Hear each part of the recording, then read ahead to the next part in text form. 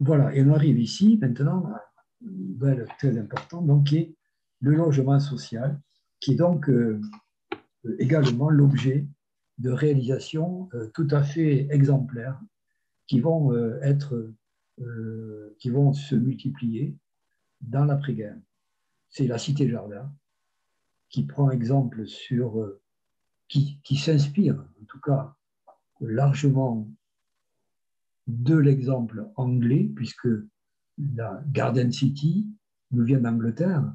Elle a été imaginée en Angleterre à la fin du 19e, au début du 20e siècle, notamment à la suite des écrits théoriques de Ebenezer Howard, qui a donc publié un ouvrage devenu célèbre qui s'appelle justement Garden City, la cité de demain, une cité pour demain. Et donc, il proposait le modèle de la cité-jardin comme le futur de la ville du XXe siècle. Donc, ce modèle de la cité-jardin a été importé en France et va recevoir des applications, notamment dans la région parisienne, puisque je vais vous montrer un exemple de la périphérie parisienne. Et que par ailleurs, dans ces mêmes années 30, voit naître un nouveau type de cité, de cité collective, qui s'inspire largement des préconisations du mouvement moderne proprement dit, dans le sillage de Le Corbusier, mais aussi du Bauhaus allemand, qui est donc des bâtiments collectifs, fonctionnels, euh, selon un modèle répétitif, que l'on appelait cité, et qui vont prendre le nom après-guerre, dans les années 50, de grands ensembles. Donc, vous voyez la postérité de ces modèles que je vous propose de voir aujourd'hui, de voir à leur racine, à leur naissance, à leur gestation, juste à la veille de la Seconde Guerre mondiale. Premier exemple, le modèle de la cité-jardin. Et un des plus connus, c'est celui de la cité-jardin de Châtenay-Malabry, qui s'inscrit précisément dans le mouvement dirigé par Henri Sellier. Nous retrouvons Henri Sellier, le maire de, de Suresnes, voici Suresnes, ici. Henri Sellier, donc maire de Suresnes, et surtout président de l'office public de l'HBM, des habitations bon marché de la Seine. La Seine qui, à l'époque, est beaucoup plus vaste que la ville de Paris. Le département de la Seine d'avant-guerre, et qui existe jusqu'aux années 50, recouvre à la fois la ville de Paris et sa proche banlieue, qui aujourd'hui est divisée en divers départements qui portent les numéros 93, 94, etc. Seine-Saint-Denis, etc. Donc, ce vaste département de la Seine est donc l'office du public est dirigé par Henri Sellier, maire de Suresnes, je vous l'ai dit, membre éminent de la SFIO et qui deviendra d'ailleurs ministre pendant plusieurs mois dans le premier gouvernement de Front populaire de Léon Blum. Donc, la cité Jardin que je vous propose de regarder se trouve ici dans la banlieue sud, ici à Malabry, Châtenay-Malabry, ici, tout à fait au sud de Paris. Et elle faisait partie d'un mouvement, enfin, d'un projet, d'un vaste projet, qui consistait à concevoir précisément une sorte de grande ceinture verte qui serait venue entourer Paris et former donc, ici, grâce à la juxtaposition des différentes cités-jardins, aurait constitué une véritable alternative à l'habitat confus et de mauvaise qualité qui jusque-là caractérisait la banlieue parisienne. Et donc, c'est une proposition tout à fait intéressante qui aurait pu donner à la banlieue parisienne un destin tout à fait différent de ce qu'elle est devenue par la suite. Malheureusement, ce projet s'est arrêté en cours de route, mais a néanmoins laissé sur place un certain nombre de réalisations tout à fait intéressantes, notamment celle de Châtenay-Malabry. Voici une vue aérienne de cet ensemble qui était donc conçu pour recevoir, si je me souviens bien, oui, je cherche les chiffres, 3200 logements. Donc, important, hein, ce n'est pas une petite cité-jardin. Donc, elle s'appelle la cité de la Butte Rouge.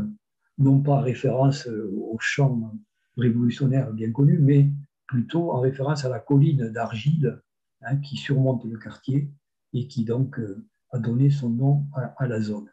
Donc, elle a été conçue, vous le voyez, à partir de 1931 et la construction s'est poursuivie jusqu'aux années 40. Et vous voyez intéressant qu'elle est conçue par une équipe d'architectes, mais aussi par un paysagiste, donc André Rius, donc, qui est vraiment à la manœuvre, avec, au même titre que les architectes aménageurs proprement dit, pour concevoir cette cité-jardin qui est constituée soit en minorité d'habitats individuels ou d'habitats de maisons jointives, de maisons groupées de taille modeste, soit plutôt, la plupart du temps, de petits bâtiments collectifs de taille raisonnable, d'à peine quelques étages, 3 étages maximum, donc des dimensions tout à fait humaines, tout à fait raisonnables. Vous voyez justement une vue d'aujourd'hui qui vous montre ces petits bâtiments collectifs qui ne dépassent de guère, vous voyez, 3 ou 4 étages, et qui sont comme noyés dans la verdure de cet immense parc paysager que constitue la Cité-Jardin, qui est conçu effectivement comme un parc paysager par son architecte paysagiste. Elle a quand même une sorte de voie royale par laquelle on rentre, qui est ici donc une pièce d'eau et l'avenue Albert Thomas, où s'organise une sorte d'avenue triomphale, on pourrait dire, qui est donc dominée par le seul bâtiment qu'on pourrait appeler habitat de grande hauteur ici, mais sinon constitué d'habitats, vous voyez, de petits collectifs de 3 ou 4 étages, avec des magasins sur rue et une sorte de galerie commerciale en pied, ici des bâtiments. Donc, cette cité-jardin était donc censée recevoir un certain nombre d'aménagements publics qui étaient donc des équipements collectifs, des écoles, une maison commune, une piscine, un gymnase, bon, un certain nombre d'équipements collectifs qui étaient censés satisfaire les besoins de la population qui vivait là. La plupart ont été réalisés progressivement, mais pas d'emblée. Hein, dans la première mouture de la cité, comme il arrive souvent, des bâtiments collectifs arrivent dans une seconde vague. Ça a été le cas là aussi à Châtenay-Malabry. La voilà aujourd'hui, cette même avenue, vous voyez qu'elle est quasiment inchangée et que les caractéristiques urbaines et architecturales de la cité ont été préservées plus d'un demi-siècle après. Bon, ça date des années 30, on est aujourd'hui quasiment 80 ans après. Et précisément, hélas, cette réalisation exemplaire est menacée par des projets immobiliers actuels. Voici en arrière à quoi ressemblent justement ces petits bâtiments collectifs. Vous voyez qu'ils sont de taille modeste et que chaque appartement arbore des balcons largement ouverts au soleil et à l'espace extérieur. Donc, toujours application des principes de l'architecture moderne tels que préconisés par le mouvement moderne dans ces années-là. Donc, on a dans son jus, là, encore aujourd'hui, je dis encore aujourd'hui, cette réalisation tout à fait exemplaire et qui a reçu, elle aussi, un accueil très favorable dès son ouverture. On venait la visiter du pays entier et de l'Europe entière même, parce qu'on considérait qu'on avait là affaire à une réussite majeure de cette architecture, de cette conception des cités-jardins, qui pouvait donc offrir une alternative crédible à la médiocrité des logements de la population laborieuse de l'époque, la population ouvrière, disons, pauvre ou modeste de l'époque, et donc offrir le meilleur de l'habitat dans des conditions de vie tout à fait modernes et pour des loyers très modérés, qui sont restés très modérés jusqu'à aujourd'hui, puisque la plupart des, la plupart des habitants d'aujourd'hui continuent à bénéficier d'aides au logement très généreuses qui font que les loyers perçus sont très modestes. Oui, alors, précisément. Aujourd'hui, cette cité est en danger, et car la municipalité actuelle, qui a changé de couleur politique, hein, ce n'est plus une municipalité progressiste de gauche comme elle était à l'origine, et jusque dans les années 70-80. La couleur politique a changé. La banlieue sud de Paris s'est embourgeoisée très largement. Et aujourd'hui, les projets actuels de la municipalité visent ni plus ni moins qu'à raser une grande partie de cette cité exemplaire, à en chasser finalement la population modeste qui vit toujours aujourd'hui et à installer à la place, dans des résidences beaucoup plus bourgeoises, une population totalement différente et avec des revenus très différents aussi. Donc, il y a aujourd'hui une campagne qui a été organisée pour essayer de sauver cette cité, ou du moins d'en préserver en partie l'esprit d'origine, et de continuer à faire bénéficier une population aux revenus modestes d'un habitat de qualité. Donc, si vous voulez en savoir plus, allez sur Internet et vous verrez, avec vos recherches, vous trouverez très facilement des proclamations, des pétitions, des articles à propos des menaces qui pèsent sur cette cité-jardin de Châtenay-Malabry. Je vous y renvoie donc pour plus de précision. Ensuite, la cité La Muette à Drancy, qui est donc le deuxième modèle, c'est-à-dire le modèle de ce qu'on va appeler plus tard les grands ensembles. La cité La Muette, donc, a été conçue également par les mêmes Baudouin et Lotz qu'on a déjà cités, et qui va être donc, qui s'intègre dans le plan d'aménagement général dont je vous ai montré la carte tout à l'heure. Donc, cette cité de La Muette a été conçue pour accueillir environ 1200, au départ. Le projet consistait à loger 1200, à concevoir 1200 logements dans une cité qui était constituée de bars et de tours. Et donc, on va surgir un modèle différent. Voici des photos aériennes prises à la veille de la guerre a été prise, une photo aérienne prise à la veille de la guerre, lorsque la cité est sur le point d'être achevée. Elle aussi devait comporter tout un tas d'équipements collectifs de très grande qualité, écoles primaires, écoles maternelles, pouponnières, comme on appelait à l'époque ce qu'on appelle aujourd'hui les crèches, dispensaires, des magasins, une bibliothèque, des cinémas, gymnases et même une église.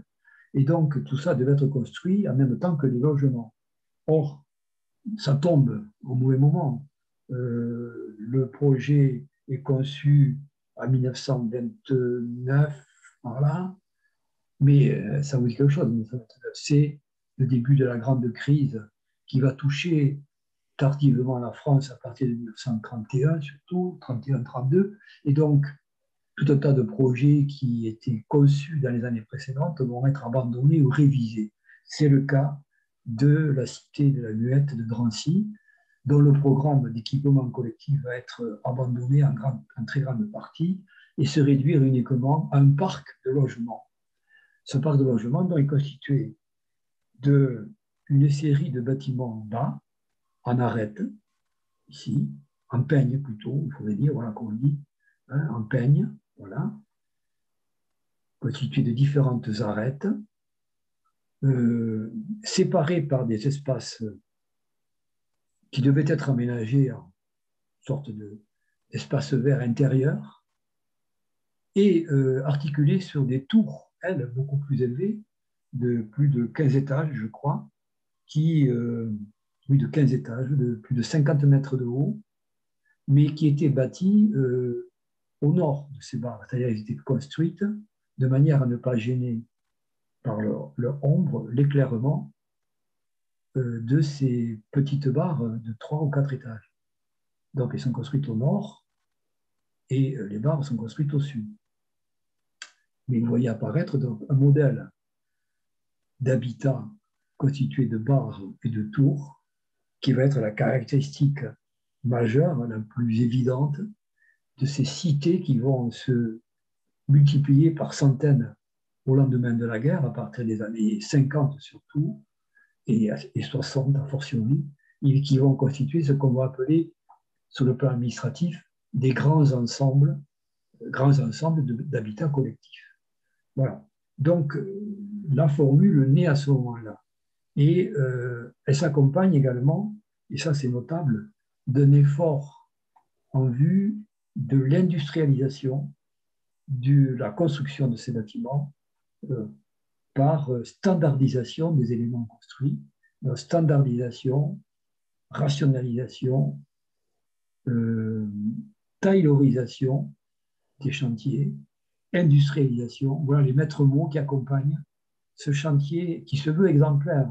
Baudouin et Lotz en font un champ expérimental des nouvelles méthodes pour construire à meilleur coût en profitant des bienfaits de l'industrialisation qui est à la peine à ce moment-là dans le bâtiment. Le bâtiment est encore constitué d'entreprises de type artisanal qui utilisent des méthodes de construction à l'ancienne avec des méthodes de maçon, disons, et donc qui n'est pas du tout à même d'abaisser le coût de construction alors qu'il s'agit précisément d'un impératif qui se pose de plus en plus pour les architectes du mouvement moderne. Il s'agit d'utiliser les méthodes de l'industrie qui sont nées dans l'industrie avec le Fordisme et la taylorisation, de les appliquer à l'industrie du bâtiment de manière à abaisser massivement le coût de construction des logements et ainsi de fournir à la masse de la population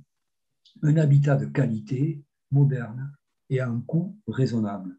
Voilà quel était l'objectif de Baudouin et Lotz avec ce chantier. Et c'est pour ça qu'ils mettent en application des méthodes de construction, donc tout à fait avant-gardistes de ce point de vue. Voilà en particulier des photos prises pendant le chantier. Vous voyez ici l'érection des tours avec leur ossature d'acier, une ossature métallique, donc il s'agit de tours à ossature métallique et non pas en béton armé, sur lequel viennent se plaquer, en quelque sorte, des éléments de façade qui sont préfabriqués et qui sont donc montés à sec sur cette ossature métallique. Autre élément intéressant de la photo, ces chantiers s'accompagnent d'usines. Chaque chantier voit s'ériger une usine de préfabrication des éléments qui vont être utilisés pour construire les bâtiments. Ce qu'on appelle des usines foraines. Usines foraines parce que elles sont liées à un chantier et elles se déplacent en quelque sorte avec l'ouverture d'autres chantiers. Ce ne sont pas des usines pérennes qui fournissent et expédient aux quatre coins du pays des éléments préfabriqués avec des camions ou des trains. Non, il s'agit d'ateliers de fabrication sur place, proches du chantier. Donc, on fabrique sur place les éléments préfabriqués qui vont être utilisés immédiatement sur le chantier. Donc, il s'agit bien d'industrialisation des procédés de construction, mais avec une usine qui est temporaire et qui va se déplacer sur un autre chantier. En ce sens, elle est foraine, exactement comme les marchands forains se déplacent également de marché à marché, en déplaçant leurs magasins mobiles. De la même manière, l'usine foraine se déplace avec le chantier. Et elle fournit donc, elle est à même de fournir tous les éléments préfabriqués tels qu'ils ont été imaginés et dessinés par les architectes, ingénieurs, concepteurs. Car voilà, dans ces chantiers, on apparaît de plus en plus aux côtés de l'architecte proprement dit, ou bien dans la même personne, mélangé dans la même personne, le personnage de l'ingénieur. L'ingénieur concepteur accompagne l'architecture et a le même rang, le même rôle. Il est au même rang. C'est-à-dire qu'il est chargé de concevoir les pièces qui vont constituer ces bâtiments et qui vont donner lieu à une industrialisation de leur fabrication. Mais le maître mot, c'est la standardisation. Pour industrialiser les procédés, il faut que ce soit des éléments identiques avec des mensurations très précises qui sont fabriqués par ces usines et qui sont fournis au fur et à mesure par l'usine au chantier. Et vous voyez donc le chantier en cours avec donc ces façades en cours de construction. Et voilà les procédés d'acheminement qui vont être utilisés en particulier ici. Un monorail, un palan qui va permettre d'acheminer les éléments préfabriqués que vous voyez ici sur le chantier lui-même, qui se trouve ici à l'arrière avec l'ossature métallique. De même que vous voyez ici sur cette photo, comment donc sont alignés tous les éléments préfabriqués qui vont entrer dans la construction elle-même de ce bâtiment ici de 3 étages. Et voilà comment évolue le chantier à partir donc de la fourniture par l'usine foraine des éléments préfabriqués. Voilà un bel exemple d'une tentative d'industrialisation du bâtiment qui va faire florès et qui va donc être utilisée ensuite, après-guerre, dans la construction de ces grands ensembles qui vont se multiplier dans toutes les villes du pays dans les années 50 et 60. Donc, c'est ici, à Drancy, que vraiment s'élaborent ces méthodes qui vont ensuite se répandre un peu partout. Et voilà, aujourd'hui, vous voyez, sur des photos prises aujourd'hui, on voit très bien comment ces bâtiments ont été constitués de pièces standardisées, d'éléments standardisés qui ont été juxtaposés et donc montés à sec, comme on dit, sur place. Voilà à quoi ressemblent les cages d'escalier. Vous voyez que on a là un modèle d'aménagement qu'on va retrouver dans toutes les ciments. Vous voyez les cages d'escalier des années 50 et 60, quand elles ont été conservées dans leur jus, elles ressemblent toutes à ça. Donc le modèle de Drancy va se multiplier un peu partout dans le pays dans les décennies qui suivent, avec en particulier ces petits carrelages mosaïques au sol, ou les sols couverts de linoléum, par exemple, ces huisseries métalliques, toutes standardisées également. Bon, tous ces éléments vont se répandre partout dans le pays et le caractériser, car c'est vraiment une caractérisation de la France dans les années 50 à 70. Vous savez peut-être aussi, et là je terminerai sur une note tragique, que cette cité, une partie en tout cas de la cité, a connu un destin tragique, puisque je reviens en arrière sur les photos antérieures. Voilà. Cette cité est restée inhabitée pendant quelques années. Elle ne trouvait pas preneur finalement, et au point qu'on a logé en partie de la gendarmerie mobile dans ce bâtiment à la veille de la guerre. Et puis la guerre est arrivée, alors que cette cité était donc très largement inutilisée. Et dès la défaite de 1940, la Gestapo va jeter son dévolu sur une partie de ces bâtiments, et en particulier ici ce bâtiment en fer à cheval, en quelque sorte, qui va servir de sorte de camp de concentration, il n'y a pas d'autre mot, pour des suspects arrêtés par la Gestapo. Et puis, avec la politique anti-juive et la politique de déportation organisée ensuite par le régime de Vichy en collaboration avec les autorités allemandes, cette cour qui était telle qu'elle au moment de la guerre, cette cour va être utilisée comme un camp de transit où vont être concentrés, il n'y a pas d'autre mot, vont être emprisonnés les Juifs raflés à Paris à partir de l'été 42. C'est la rafle du Veldiv, notamment, de juillet 42, et puis d'autres arrestations avant et après. Et donc, la plupart de ces personnes arrêtées sont expédiées dans un premier temps dans cette cour transformée en camp de transit, cette cour et ces bâtiments transformés en camp de transit, en attendant leur déportation vers les camps en Allemagne. Et donc, là j'en reviens donc à ma photo précédente. Cette photo vous montre justement cette triste époque où cette cour, donc, ceinturée de ces bâtiments construits selon les méthodes de Baudouin et Lotz, servent de camp de concentration et de camp de transit, donc, temporaire, aux gens avant qu'ils soient expédiés en général à Compiègne, d'où partent les convois de la mort vers les camps d'Allemagne. Oui, d'ailleurs, au passage, que ici, ce n'est pas un Allemand qui garde l'entrée, c'est bien les autorités officielles du gouvernement de Vichy qui organisent ces rafles et ces arrestations en collaboration avec les Allemands et qui sont pleinement responsables de cette situation. Donc, ceci pour vous rappeler que donc, cette cité conçue pour le bonheur des gens, entre guillemets, avant-guerre, est devenue un lieu tragique de l'histoire pendant la guerre. Et voilà un souvenir en commémoration de cette période.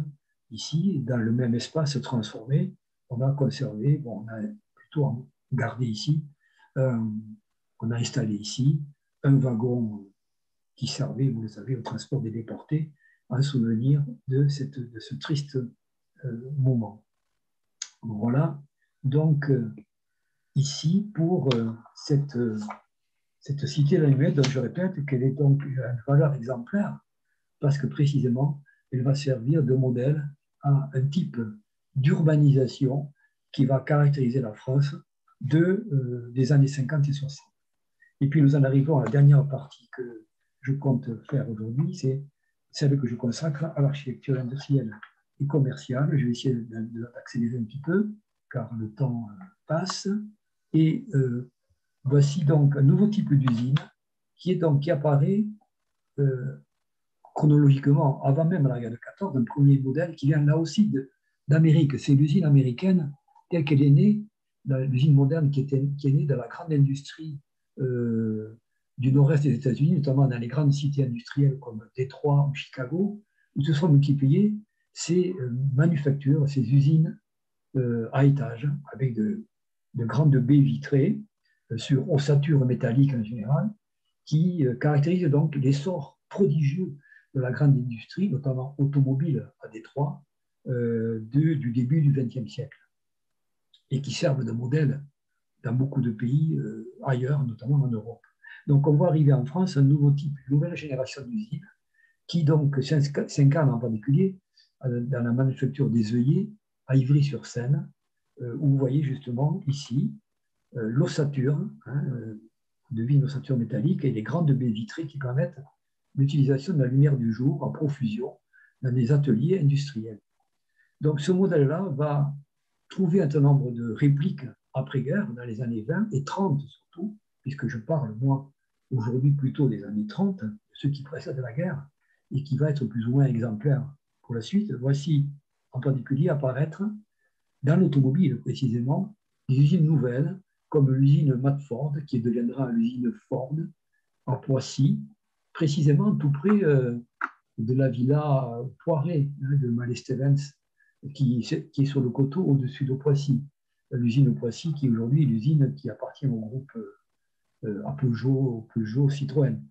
Poissy, donc, qui fut successivement l'usine, je crois, de Simca après la guerre, également, Ford, puis Simca, avant de devenir Talbot, puis intégré au groupe Peugeot, et aujourd'hui, je crois, siège d'une partie des usines Citroën. Voilà. Donc, voilà le bâtiment, justement, fidèle au modèle américain, que l'on voit apparaître juste à la veille de la guerre, vous voyez, en 1939, sur des images un peu floues, parce que c'est tout ce que j'ai pu trouver pour illustrer cette usine qui, aujourd'hui, a été transformée complètement. Donc, il n'y a plus du tout ces façades-là. Et donc, il est difficile de trouver des documents d'époque montrant son aspect initial. Mais vous voyez que c'était bien un modèle, un nouveau type d'usine, tel que venu d'Amérique, qui surgit dans la vieille Europe et dans la vieille France. Et puis voilà, très bel exemple d'usine justement d'architecture industrielle conçue aux portes de Châteauroux dans les usines Marcel Bloch. Marcel Bloch, qui donc construit Marcel Bloch, c'est un... Bon, je fais une parenthèse sur Marcel Bloch. Alors, à la fois sur Marcel Bloch et sur Châteauroux. Cette usine se trouve, alors ça, je vous recommande de faire le petit détour si vous avez l'occasion de passer par l'autoroute Toulouse-Orléans ou Montauban-Orléans par Limoges, l'autoroute A20 qui donc a pris la place de la nationale 20 qui était la nationale traditionnelle Paris-Toulouse. Aux portes de Châteauroux, donc, s'édifie dans les années 30 une usine aéronautique de l'industriel Marcel Bloch. Marcel Bloch construit cette usine à l'initiative du gouvernement du Front populaire qui, dans la préparation de la guerre, décentralise des usines de la région parisienne vers le sud, en particulier vers le sud-ouest de la France. C'est ainsi que naîtra l'industrie aéronautique toulousaine en partie, et dans des villes loin de Paris. D'où le fait que Marcel Bloch installe une usine aux portes de Châteauroux, de même qu'il en installe aux portes de Bordeaux, à Mérignac. Et donc, l'usine de Châteauroux est construite dans les années 30, 5, 6, 7, me semble-t-il, aux portes nord de Châteauroux. Donc, si vous avez l'occasion de passer par là, vous sortez à Châteauroux nord de l'autoroute et vous faites quelques kilomètres en direction de Châteauroux et vous tomberez sur cette superbe usine et qui est donc à la fois très moderne dans son esprit et en même temps qui garde des traces du néoclassicisme à la fois par le dispositif général et par les choix architecturaux. Donc, elle se trouve aujourd'hui donc au nord de Châteauroux. C'est là où se trouve aujourd'hui l'aéroport qui fut autrefois la base aérienne américaine du temps où la France recevait un certain nombre d'aéroports de l'OTAN américain, jusqu'à ce que le général de Gaulle décide de rompre avec l'OTAN en 1967, si je ne me trompe pas, et où donc les bases aériennes en question américaines ont été progressivement fermées.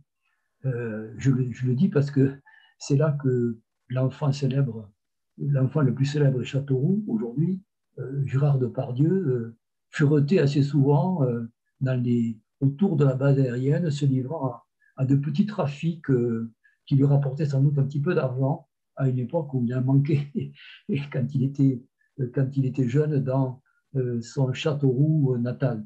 Donc, ce petit clin d'œil à Gérard Depardieu, mais aussi à Marcel Bloch. Marcel Bloch, comme son nom l'indique, était d'origine juive et a été largement persécuté par la presse et les organisations d'extrême droite avant-guerre, qui ont mené une campagne incessante contre lui, et pendant la guerre aussi, ce qui a abouti à son arrestation finalement et à sa déportation en septembre 1944 vers Buchenwald, dans le camp de déportation, le camp de concentration de Buchenwald en Allemagne.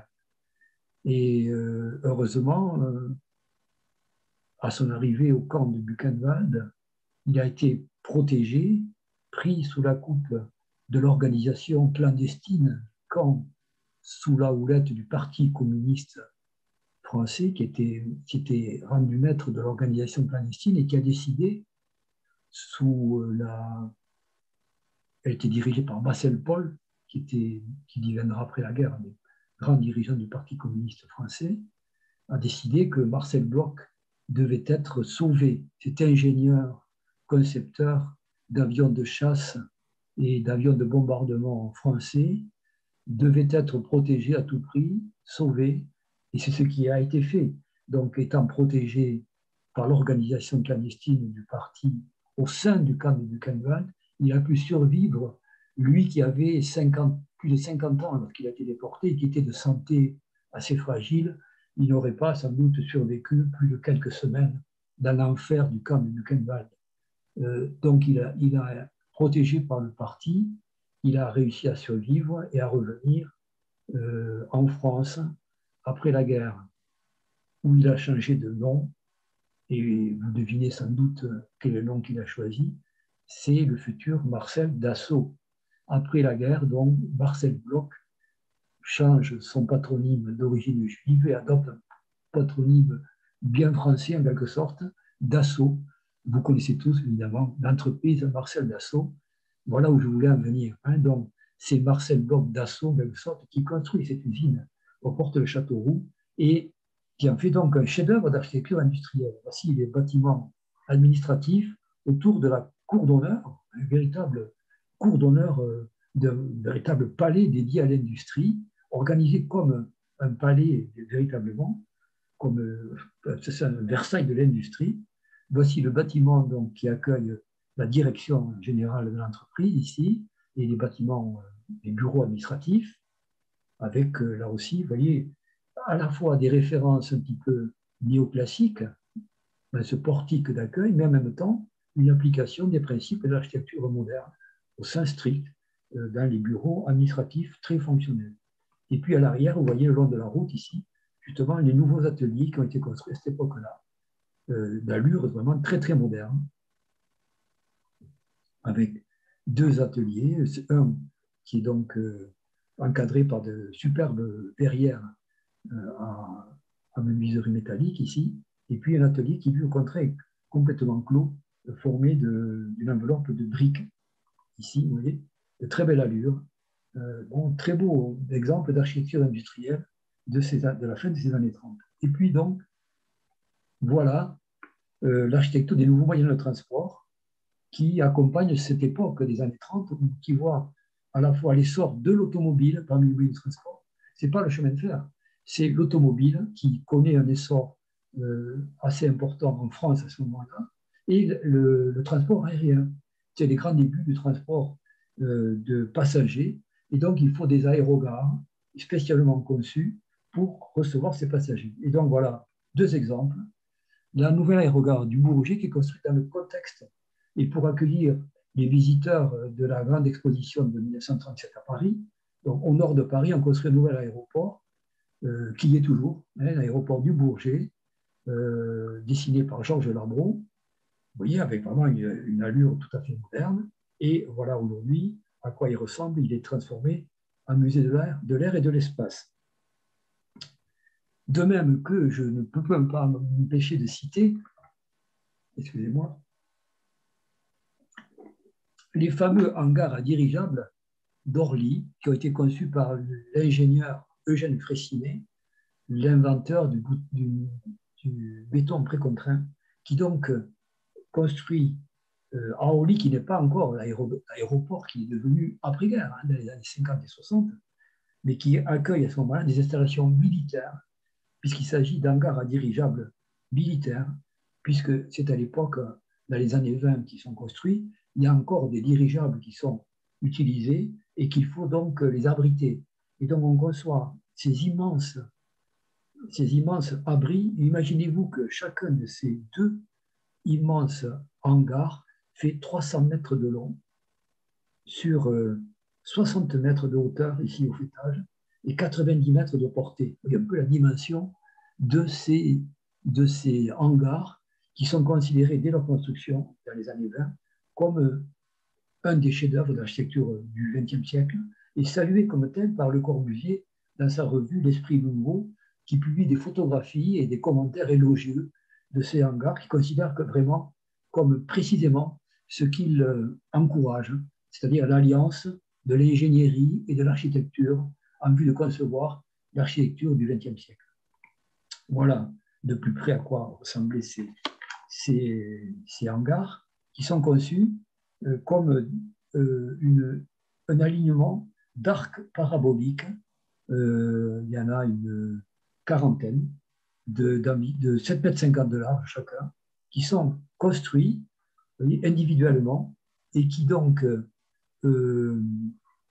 sont conçus de manière à ce que le coffrage, le cintre en bois qui reçoit le béton armé, il n'y en a qu'un par hangar, et donc économie de moyens, avec un seul cintre en bois pour couler le béton, on va couler successivement les différents arcs qui vont constituer le hangar, chacun de 7,50 m de large, de section. Et là, vous voyez sur cette photo prise en cours de chantier comment un premier arc a été construit et comment on est en train de faire glisser littéralement le, comment dire, le cintre en bois de manière à ce qu'il puisse permettre de construire un autre arc. Voilà, vous voyez les photos prises en cours de chantier qui vous montrent ici le cintre en place qui va recevoir le béton armé ici, tandis que sur ce chantier, on a un peu plus avancé. On fait en général un arc par semaine, et donc on avance à ce rythme-là, hebdomadaire, et ici on arrive à une vingtaine, une quarantaine, pardon, une quarantaine d'arcs. Les 40 arcs juxtaposés de 7,50 m font exactement 300 mètres.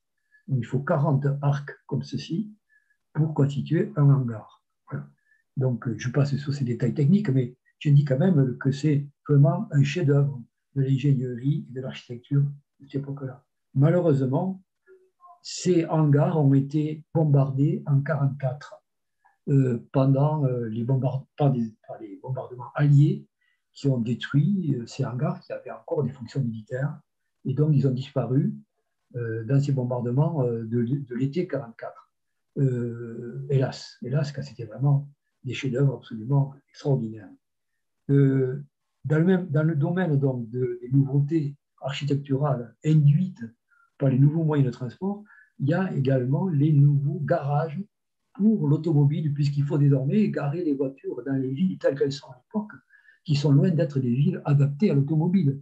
Et donc, on conçoit beaucoup de garages, d'immeubles garages, de garages en hauteur. Donc là, vous voyez encore une formule qui va prospérer dans nos villes après-guerre pour accueillir également l'automobile dans le boom des années 60 et 50. Mais ici, nous sommes dans les années 30 à Bayonne, où ce magnifique garage automobile au style vraiment moderniste des années 30 est édifié tout près du centre historique de la ville. Ça se trouve, si vous voulez le revoir, ça se trouve juste derrière la grande poste, non loin de la place des Basques. Donc, on est en centre-ville de Bayonne aujourd'hui. Aujourd'hui, ce n'est plus un garage, c'est transformé, tout l'immeuble a été transformé en bureau d'entreprises du tertiaire, comme des banques, comme ici en particulier. Bon, et puis, j'arrive, ne vous impatientez pas, j'arrive enfin au bout de mon propos. Voici un autre exemple de très belle réalisation de cette époque-là, qui applique également les mêmes principes, les mêmes techniques de construction que celles un peu en usage en Orly, par exemple, c'est des halles centrales, les grands marchés qui sont construits, comme ici à Reims, les halles centrales dites le Boulingrin, qui sont également conçues par l'entreprise, la même entreprise qui emploie Eugène Freycinet à l'époque. Voici l'extérieur de ce bâtiment qui vient d'être récemment réhabilité et transformé de nouveau en grand marché au cœur de Reims, dont je rappelle, Reims qui a été largement détruite par la guerre 14-18 et largement reconstruite dans l'entre-deux-guerres, avec notamment beaucoup d'immeubles de type art déco ou moderniste qui font de Reims un des foyers principaux de cette modernité à la française de cette époque-là.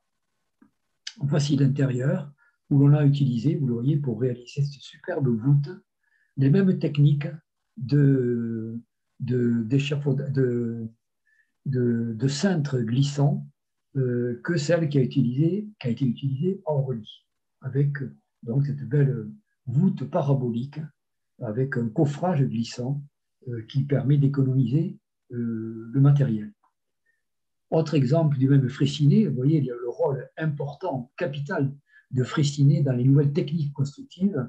Je rappelle que Eugène Freycinet, c'est lui aussi qui conçoit, après-guerre, la basilique souterraine de Lourdes. C'est lui l'ingénieur concepteur de la basilique de Lourdes. Donc, vous voyez la postérité de cet ingénieur. Donc, ici aussi, une très belle réalisation qui a failli disparaître car elle était menacée de destruction il y a encore une quinzaine d'années.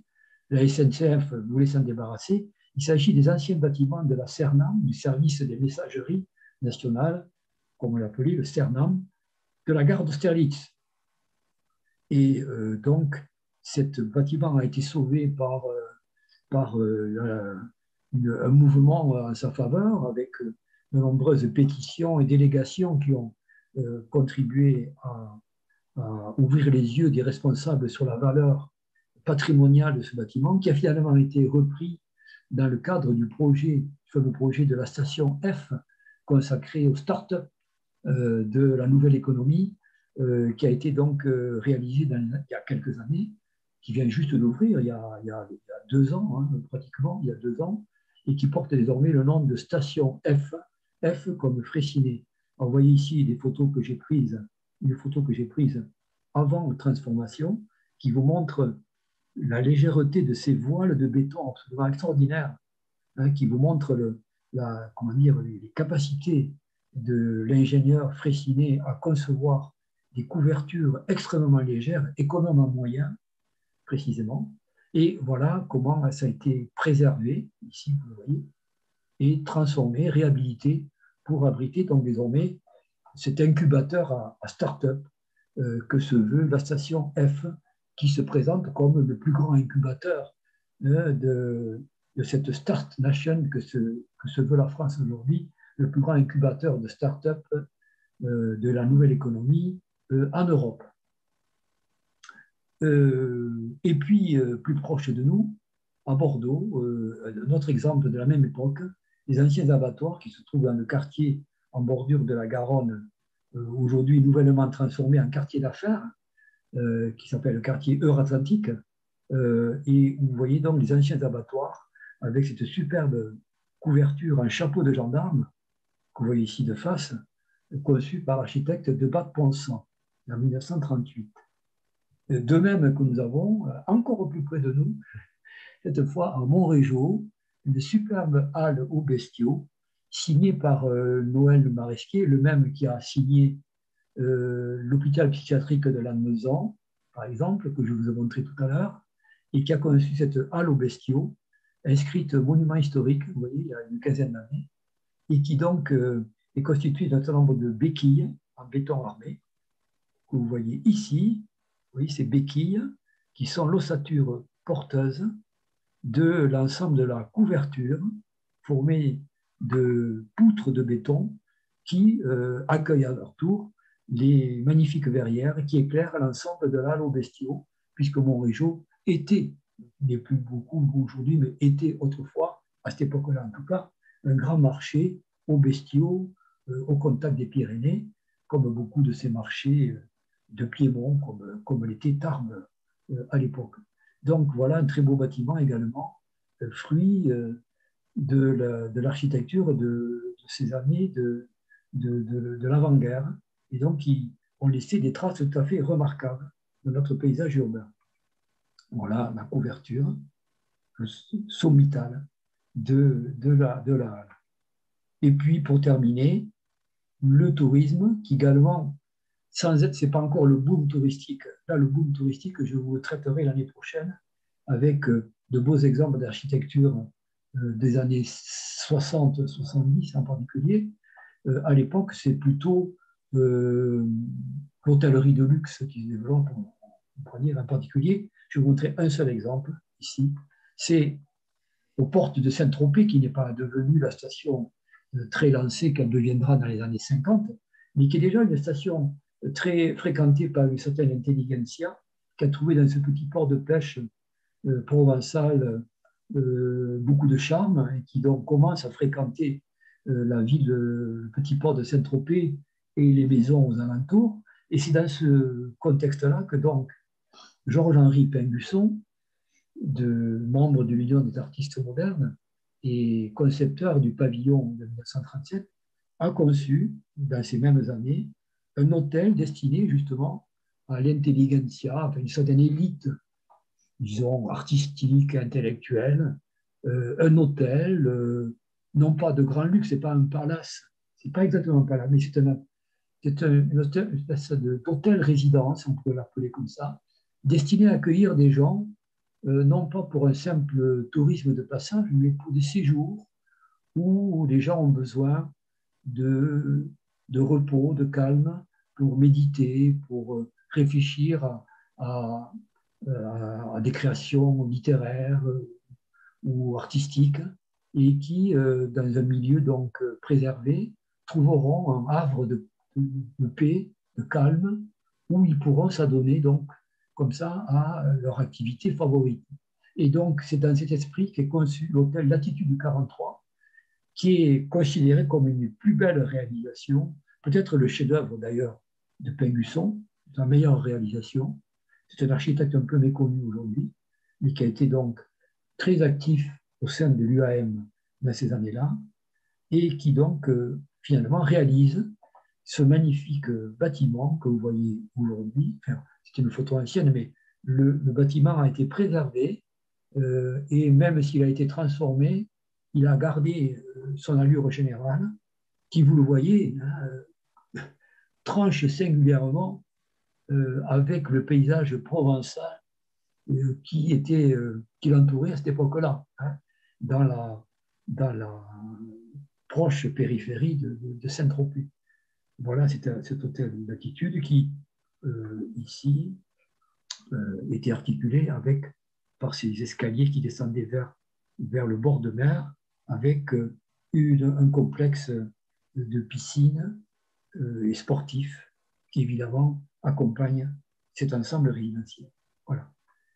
Et puis donc, j'avais réuni, pour terminer, une poignée d'exemples locaux, un florilège local, pour montrer que, ça je l'ai déjà monté la semaine dernière, donc je le replace ici, comme des exemples de ces réalisations d'esprit moderne qui témoignent dans notre région de l'influence de la modernité en marche dans notre pays dans ces années qui précèdent la déflagration de 1939-1940. Voici donc les archives départementales de Raoul Fourcault. La crèche municipale conçue par l'architecte Jean Martin, qui est donc une réalisation municipale. On est vraiment dans les exemples du chapitre consacré aux réalisations municipales comme aile marchande de la modernité.